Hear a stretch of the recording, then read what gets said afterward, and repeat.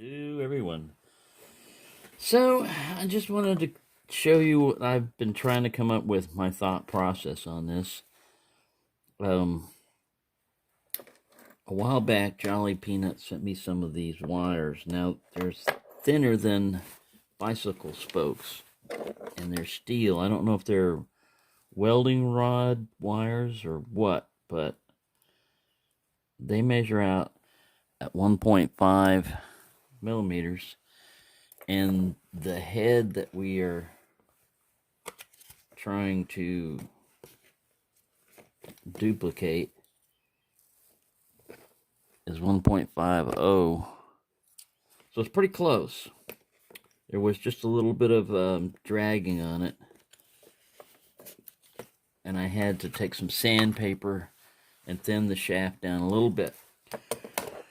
Now, what I wanted to come up with, and this is not perfect at all, but I wanted to come up with something that would be simple to fix. The problem with gluing something on a head is the glue will eventually wear down. Now, maybe, I think I had some crappy, that Gorilla Glue was kind of crappy, and somebody was mentioning that I should use JB Weld, liquid JB Weld, and stuff like that. Rather than go that route of using well, what I tried to do is I tried to come up with something. Oops, there went my little disc piece. I was trying to come up with something that would fit in here, and it didn't even have to do both sides as long as it could do like this.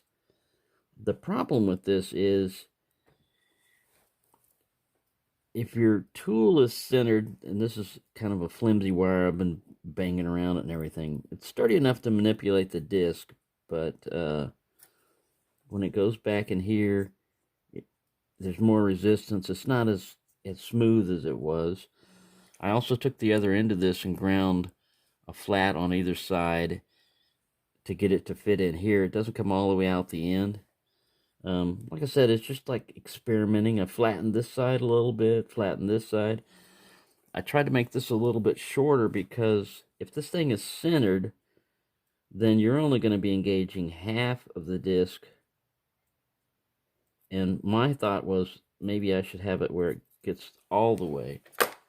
So what we're dealing with, let me pause this and get a pen.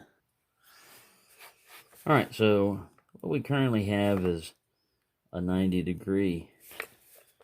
And what your problem is, here's your center line. Here's like the hole that you want to hit.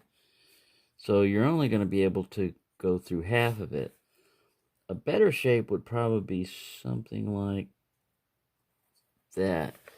Kind of a question mark kind of shape. Bringing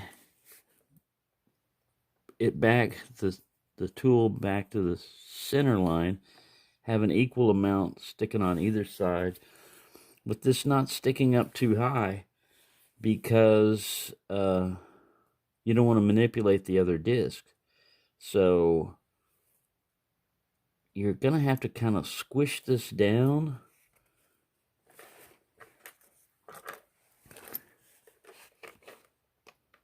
to get that particular shape. Basically, after doing all this, filing on it, hand filing, putting it all in there and everything, I put it in a disc and started manipulating I put it in a lock and I started manipulating the disc.